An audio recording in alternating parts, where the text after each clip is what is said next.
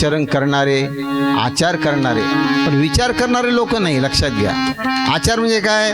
मी सांगितलंच होतं, कुळाचार, धर्माचार, शिष्टाचार आणि ज्ञानाचार. आचाराचे 4 प्रकार आहे. प्रत्येक मनुष्य आपापल्या कुळाचा, गोत्राचा आचार करतच आहे. आपल्या कुळाप्रमाणे, रीतिरिवाजाप्रमाणे लग्न करताय, मुलं शिकवत आहे, व्यवहार करताय, भाषा बोलत आहे, खाणं खात आहे, सगळ्या गोष्टी करताय. पण त्या जे आचार आहे, आचाराचं स्थान कोणतं आहे? पहिलं आहे. अगोदर आचार आणि मग विचार. अगोदर विचार नाही राहत. लक्षात घ्या. आधी राखावा आचार, मग पहावा विचार. आचारे विचारे पहिलं पार, होतील प्राणी. प्रत्येक माणसाने आपल्या वडीलजनांचा आचार राखला पाहिजे. आधी राखावा आचार. जो मनुष्य वयानी, गुणांनी, धनांनी, मानांनी, ज्ञानांनी, कलेनी, सर्व समजीनी आपल्यापेक्षा श्रेष्ठ आहे, त्यांचा आचार राखला पाहिजे. ही किमया ज्याच्या हृदयामध्ये नाही, त्याच्या अंतःकरणामध्ये किती शिकवले तरी विचार येत नाही, विचार रुजत नाही, आणि विचार आले जीवन जगताना कामी येत नाही. मित्र, लक्षात घ्या.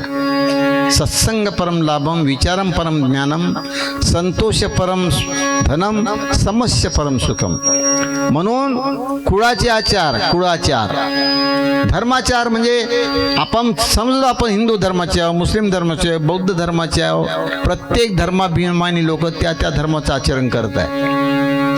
हिंदू लोक आपला हिंदू धर्माचा आचार करत आहे, मुस्लिम धर्माचा आचार करत आहे, बौद्ध धर्माचा आचार करत आहे. चांगली गोष्ट आहे. धर्माचरण काही वाईट नाही आहे. परंतु धर्माचरण करत असताना धर्माचे ते वर्म व्यवहारी कळावे, म्हणूनच भावे उद्गारिलो वेदांताचा अर्थ क्रमे आकळावा, म्हणूनच सेवा शब्दे केली. आहे ना राष्ट्रसंतांचे अभंग, किती लिहून ठेवले एक एक शब्द. परंतु हे कशासाठी आहे? फक्त बोलण्यासाठी आहे का? नाही नाही नाही, करण्यासाठी आहे. म्हणून प्रत्येक जीवांनी, जिथपर्यंत या शरीरामध्ये जीव आहे, जिथपर्यंत आपल्या जीवनामध्ये काही संधी आहे, ती संधी गमावू नये. लक्षात घ्या.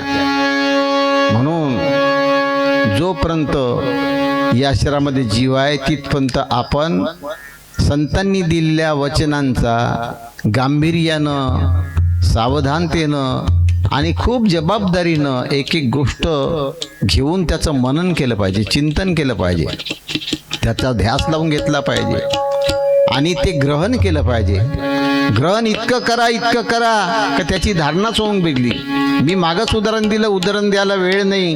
वेळ बराच झाला, कीर्तनाचा वेळ संपत आला आणि अजून काहीच नाही झालं.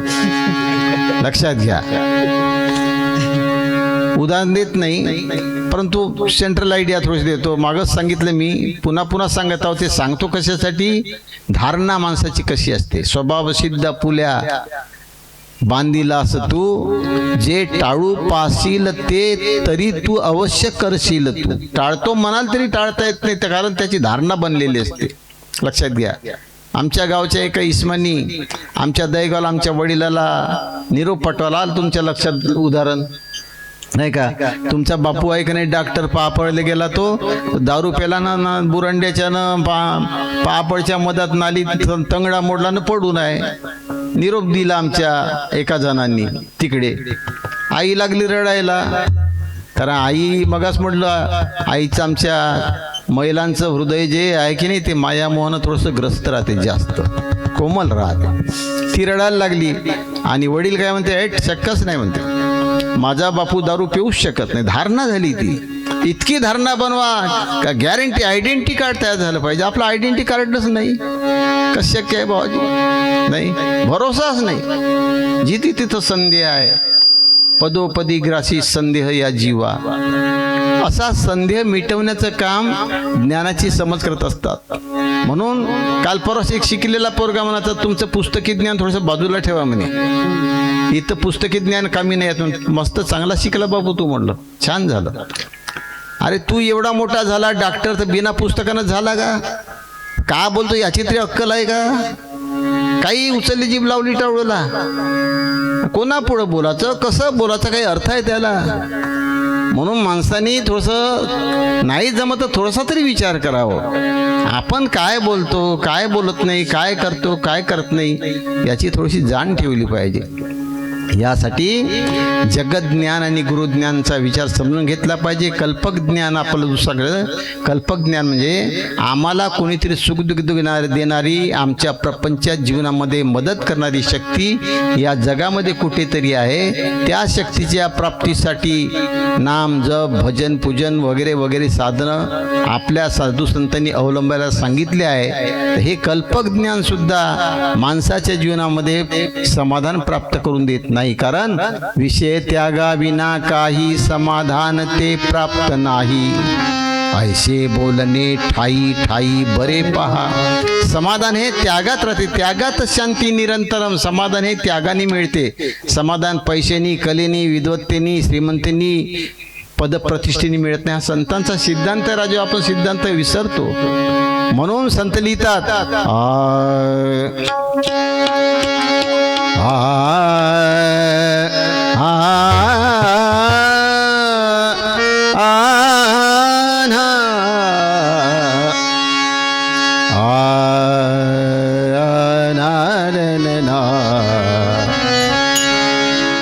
यदि मोक्ष की है चाह तो, यदि मोक्ष की है चाह तो, यदि मोक्ष की चाह तो पूरे विषय त्यागी बनो.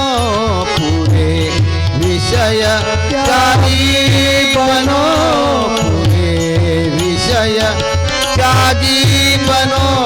यदि मोक्ष की है चाह तो, यदि मोक्ष की है चाह तो, यदि मोक्ष की है चाह तो वैराग्य भक्ति ज्ञान सद्गुरु.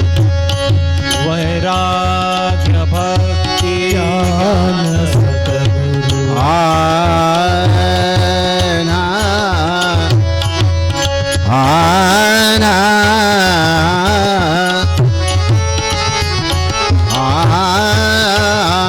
वैराग्य भक्ति ज्ञान सद्गुरु. चरण अनुरागी बनो. चरण अनुरागी बनो. चरण अनुरागी बनो.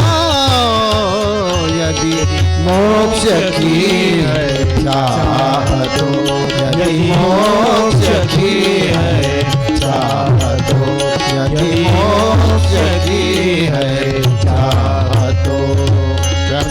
यदि मोक्ष की है चाह तो. मोक्षाचा सोपा अर्थ आहे. काय इथं संस्कृत भाषेत मोक्ष म्हणजे काय?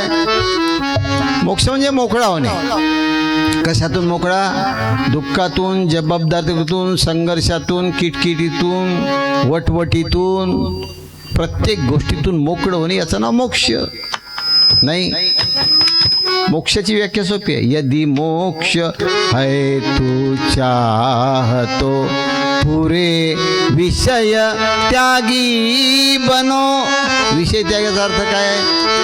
विषयाचे त्याग करणं. विषयाचा त्यागाचा अर्थ काय? शब्द स्पर्श रूप रस गंध 5 विषय आहे. शब्दाचा त्याग करणं याचा काय अर्थ काय? काय अर्थ आहे शब्दाचा त्याग करणं? शब्द ऐकू नये, शब्द बोलू नये, शब्द वाचू नये, शब्द सांगू नये.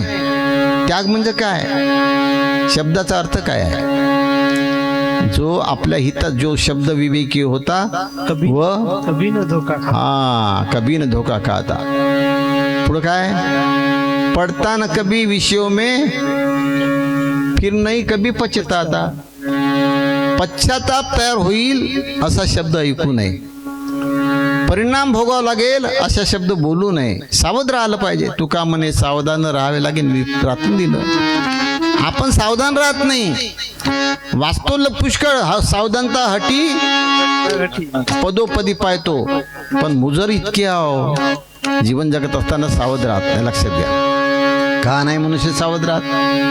सावध का राहत नाही? मनुष्य कशाच्या तरी आहारी जातो. कामाच्या, क्रोधाच्या, लोभाच्या, पदप्रतिष्ठेंच्या, धनलोभांच्या, लौकिकाच्या आहारी जातो मनुष्य. मनुष्य का आहारी जातो? भान नसते, गाफील राहते. मल विक्षेप आवरण जेथे आणि ज्ञान बीज तेथे उगवे ना. मल विक्षेप आणि आवरण, मल म्हणजे मनाची मलिनता, विक्षेप म्हणजे बुद्धीची चंचलता, आवरण म्हणजे अंतःकरणाची गाफिली. या तीन गोष्टी ज्या जीवनामध्ये आहे त्याला ज्ञानाचं बीज उगवतच नाही, किती पेरा. लक्षात घ्या. म्हणून खबरदारी घेतली पाहिजे. जर आम्हाला मोक्ष पाहिजे, मोकळे झालो पाहिजे, जर आमचं मन अंतःकरण साफ असलं पाहिजे, तर यदि मोक्ष का है तू चाहतो, पुरे विषय त्यागी बनो. शब्द विषय जो आहे तो शब्द विषय बाहेरून जर आला तर निरखून परखून घ्या. आतून जर बोलायचं आहे तर विचार करून बोला. पाऊल कुठेही टाकू नये, शब्द कोणताही बोलू नये, अन्न कोणतंही खाऊ नये, संगत कोणाची करू नये. खबरदारी घ्यायला लागेल बाबाजी. मनन करो गुरु ज्ञान हितेशी. या कल्पकतेच्या गोष्टी बंद करा. कल्पकतेच्या सिंहासनी तू काही फायदा नाही. भाषिक विचार आणि कल्पक विचार दोन्हीच्या दूर राहा. तिसरा विचार आहे तार्किक विचार. रजोगुणी मनुष्य राहतो तो रजोगुणी मनुष्य भाषिक विचारांचा मित्र असतो. त्याला प्रत्येक गोष्ट भासते, म्हणून दुराग्रह आणि पूर्वाग्रहाचे जतन करत राहते तो मनुष्य रजोगुण. कारण त्याचा कामनेशी आणि मोहाशी संबंध आहे, त्याला त्यागाशी संबंध नाही. लक्षात घ्या. तमोगुणी जो मनुष्य राहतो तो कशाचा आहारी जातो? क्रोध आणि मत्सर. त्याच्यावर नेहमी क्रोध आणि संघर्ष राहते. त्याला जिद्द राहते, माझं हे खरं मी पटवूनच दिलं पाहिजे, माझं लोकांना पटलंच पाहिजे. त्याचं खंडन केलं पाहिजे, मी त्या गावात हे चालू देणार नाही, त्या गावात हे येऊ देणार नाही. अरे नसल्या भानगडीत तुमचा हा प्रवाह आहे बाबाजी, तुमच्या अंगात ते ताकद नाही, ते बल लावूच ना, त्या भानगडीत पडू नका. समुद्राची धार बंद करण्याच्या मागं काय लागता? त्यातून पोहून निघून जायचा प्रयत्न करा, निघता येते. तुम्ही बंदच करतो म्हणता, कसं शक्य आहे बाबाजी? ते शक्य नाही. म्हणून प्रत्येक माणसांनी गांभीर्याने विचार केला पाहिजे. जगज्ञानाचे 3 संघ आहे: भाषिक विचार, कल्पक विचार आणि तार्किक विचार. तार्किक विचार म्हणजे तर्क. तमोगुणी मनुष्य नुसताच तर्क करतो. लक्षात घ्या. तर ह्या 3 गोष्टी टाळल्या पाहिजे आणि यथार्थ विचाराला स्थान दिलं पाहिजे. यथार्थ विचाराचाच अर्थ असा आहे, मनुष्य कोणताही प्रसंग असो, अनुकूल असो की प्रतिकूल असो, कुठेही वाहत न जाता तो निश्चल राहतो. कारण प्रसंग जीवनाची व्याख्या माहीत आहे तुम्हाला. प्रारब्धिक जमा अधिक वर्तमान काळाचा तुमचा प्रयत्न बरोबर जीवन, दोन्ही गोष्टी पाहिजे. मलिन गतीचा खेळ सारा, सुखदुःखांचा लावी नारा. हा नारा आहे. सुखदुःख वास्तविक सुखदुःख माईक पूर्ण ऐसे कळले जयशी ज्ञान, तेव्हाची भव भ्रय भ्रम दारुण तात्काळ तो जान सांडीपा. या काही गोष्टी समजून घेतल्या पाहिजे. ज्या गोष्टीमध्ये तथ्यच नाही त्या गोष्टीमध्ये विनाकारण टाइमपास करणं, तनमनधनाचा खर्च करणं काही अर्थ नाही बाबा. जे तुमच्या शिक्षणातही अर्थ नाही, वागण्यातही अर्थ नाही. कारण कानडीने केला मराठा भ्रतार, एकाचे उत्तर एका नाही, करतो एकासाठी होते दुसऱ्यासाठी. काय अर्थ आहे? म्हणून मनाचा कधी न सुटावा तोल, मनाचा कधी न सुटावा तोल, मनाचा कधी न सुटावा तोल, मनाचा कधी न सुटावा तोल, मनाचा कधी न सुटावा तोल, मनाचा कधी न सुटावा तोल. शांती मनांची ढळता होई, शांती मनाची ढळता होई, शांती मनाची ढळता होई, जीवन माती मोल. जीवन माती मोल, माझा कधी न सुटावा तो, मनाचा कधी न सुटावा तो, मनाचा कधी न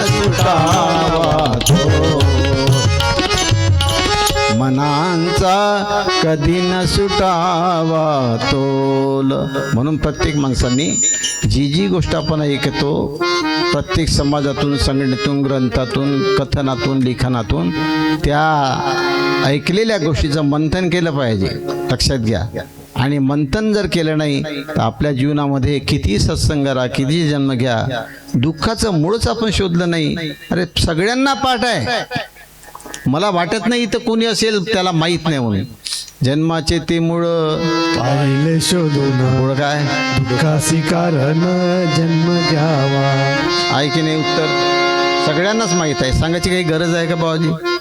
हे शहाणा आहो जास्तीचा म्हणून सांगत आहो मी. कोणाला माहीत नाही हे? नाही. जन्म झाला तिथून दुःखाला सुरुवात होते. लक्षात घ्या. बंधनप्रद अंश आणि कल्याणप्रद अंश जीवनामध्ये दोन अंश आहे. आपण बंधनप्रद अंशाचा स्वीकार करतो. स्वतःला खूप आपण हुशार समजतो. सत्तापुढं आपण शरण जात नाही आणि संतांच्या सिद्धांतिक ज्ञानांवर पडदे आणून आपण बंधनप्रद अंशाच्याच प्रत्येक गोष्टी करता आहोत. कसं ते बाबाजी समाजात राहावं लागते, त्यामुळे समाजात करावं लागते. अरे पण समाजात राहावं लागते, समाजासाठी करावं लागते. तू तो अभ्यास कर बरं, समाजासाठी किती केलं आणि समाजासाठी तू न केलं तर काय त्याचं फलनिष्पत्ती दाखव बरं. काय करतो आपण? म्हणून मी काल परवा एका जणाला विशेष समजून देताना मी म्हटलं काही हुशार लोकांनी बदमाशा केल्या आपल्या समाजामध्ये. बदमाशा म्हटल्यावर त्याचा अंतकरण घाव पडला. अरे म्हणे. लक्षात घ्या. म्हणून समाज असा आहे की जगतही नाही आणि जगू देतही नाही. म्हणून आपण सावध होणं आवश्यक आहे. आपण जर सावध नाही झालो बाबाजी अभ्यासातून तुम्हाला काही प्राप्त होत नाही. म्हणून प्रत्येकाने सावध झालं पाहिजे. लक्षात घ्या. मनन करो गुरु ज्ञान हितेशी विषय न यादी मन में न लावो जबरन आवत मारी भगेशी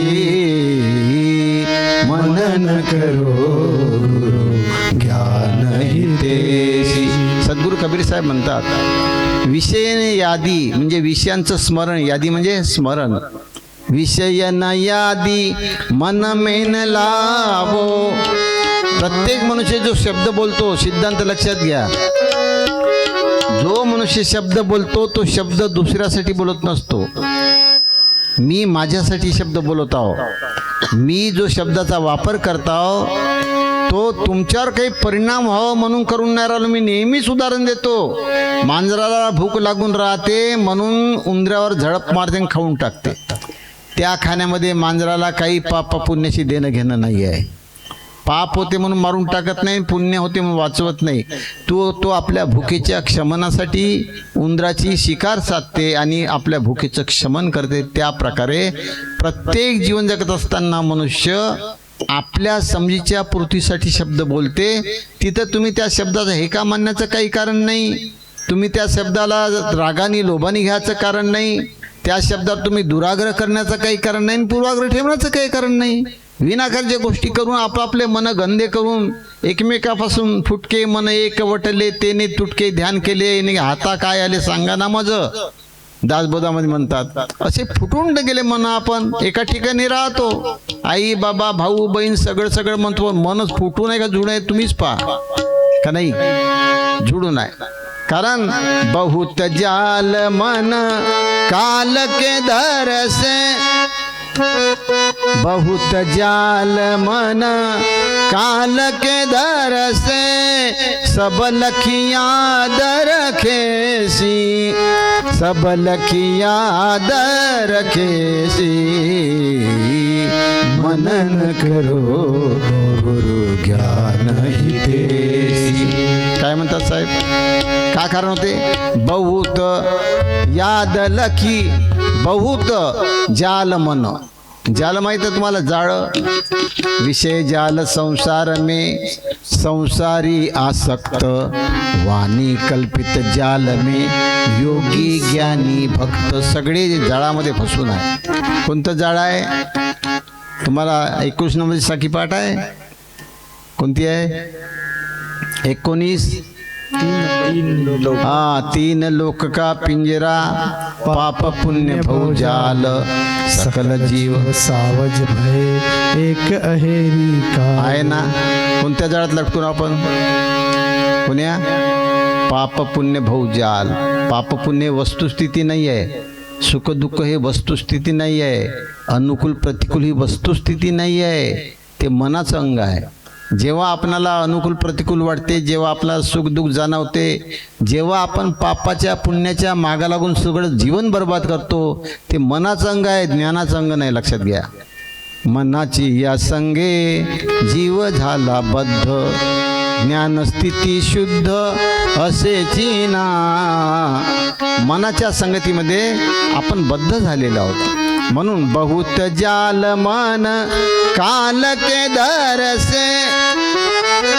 अरे मन फंदा फेकत फिरे, लागी विषय बाजार, निरखी परखी बची बची चले.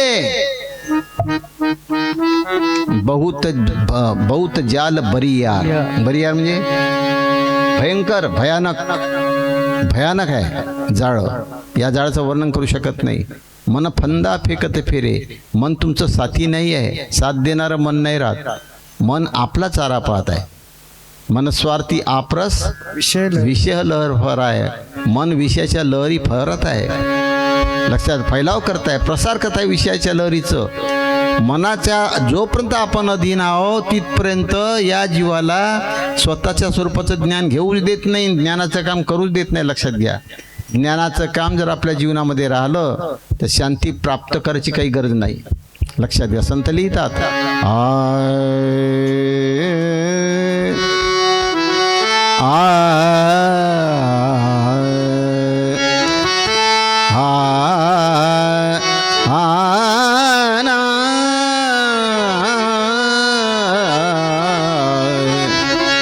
कामिनी डाकिनी उभी राहे.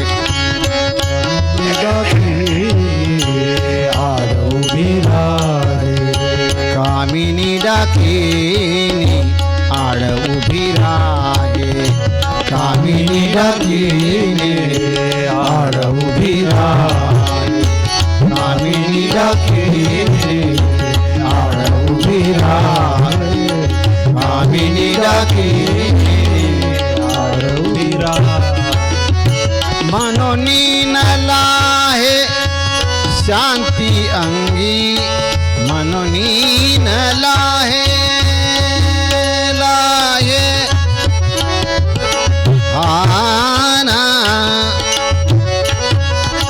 आना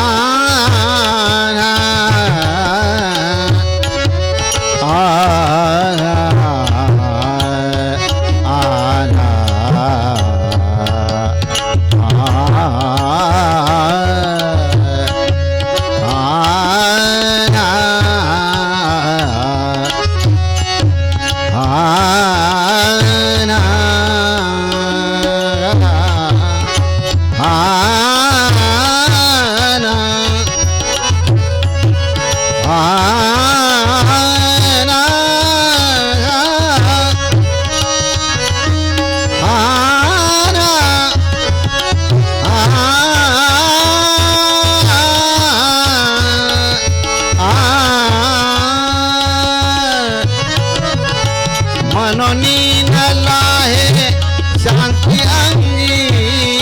मनोनी नला है शांति अंगी. मनोनी नला है शांति अंगी. कामिनी डाकिनी आड उभी राहे. कामिनी डाकिनी आड उभी राहे. कामिनी डाकिनी उभी राहे.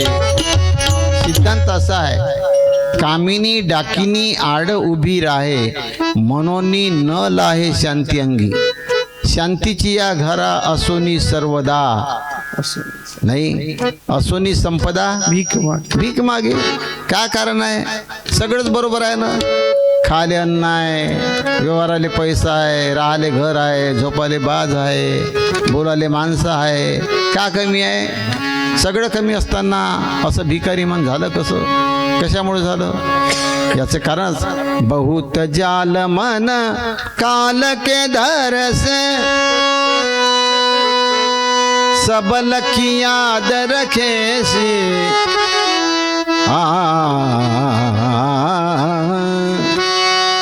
बहुत जाल मन काल के दर से. हे जे मन आहे ते मन आपल्याला प्रत्येकाला किती चतुर राहा तुम्ही, किती ज्ञानी राहा, अभ्यास किती करा, जिथपर्यंत हा जीव मनाधीन आहे तिथपर्यंत हा जीव तुम्हाला काळाची वाट दाखवल्याशिवाय राहत नाही. काल खडा सिर ऊपर शिरोपरे तै जागू. वीराने मी. जागू म्हणजे जागा, जागा. बिराने म्हणजे परके. मित म्हणजे मित्र. दुसऱ्याला मित्र केलं. नाव सकाराम पाटलाचं आणि राहते गोदाराम पाटलाची. कसं शक्य आहे राजो? नाही. म्हणून प्रत्येक जीवानी बहुत जाल मन काल के दर्शे, हे जे मन आहे ते मन मनाच्या आधाराने जीवन जगत असताना जिथपर्यंत तुम्ही मनाला पाहिजे त्या त्या गोष्टी करत आहात तिथपर्यंत तुम्हाला काळाचीच वाट फक्त मोकळी राहील, ज्ञानाची वाट बंद होईल. ज्ञान जरी वाटे सोपे परी अवघड त्या वाटा. लक्षात घ्या. म्हणून प्रत्येक माणसांनी सब लखी याद रखेशी, कबीर साहेब म्हणतात सब लखी, या सगळ्या मनाचा चतुरपणा, बुद्धीची चंचलता, मनाची मलिनता, अंतकराची गाफिली, याचं चतुरपणा चालाकी ओळखा. सब लखी. लखी म्हणजे लक्षात घ्या, ओळखा, निरीक्षण परीक्षण करा. याद रखेशी, आणि विसरू नका. यांची चलाकी ओळखा आणि प्रत्येक क्षेत्रामध्ये प्रत्येक क्षणाला ते स्मरणात ठेवा, विसरून चालणार नाही.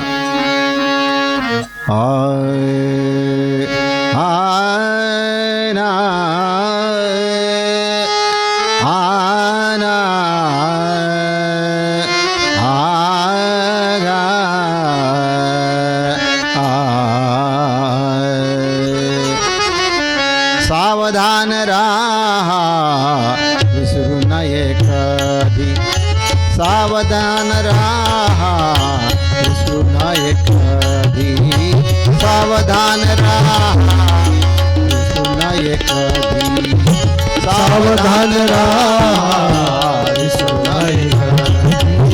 सावधान राहा विसरू नये कधी. सावधान राहा विसरू नये कधी. आयुष्यांची संधी पुन्हा नये. आयुष्याची संधी, आयुष्यांची संधी पुन्हा नये. आयुष्यांची संधी पुन्हा नये. आयुष्याची संधी पुन्हा नये.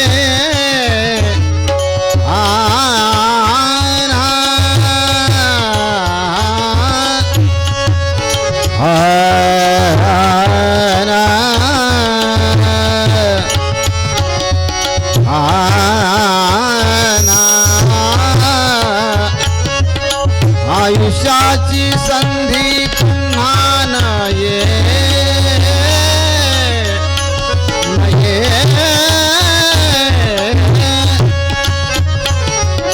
आयुष्याची संधी पुन्हा नये.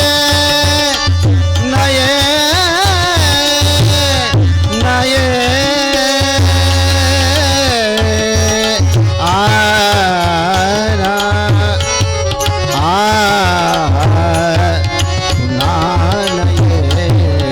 सावधान राहा विसरू नये कधी. सावधान राहा विसरू नये कधी. सावधान राहा विसरू नये कधी. तुम्हाला सखी पाठ आहे ना? फम आगे, फम दाईने, मेरी फम पर जो फम करे सो फम है मेरी. फम म्हणजे का?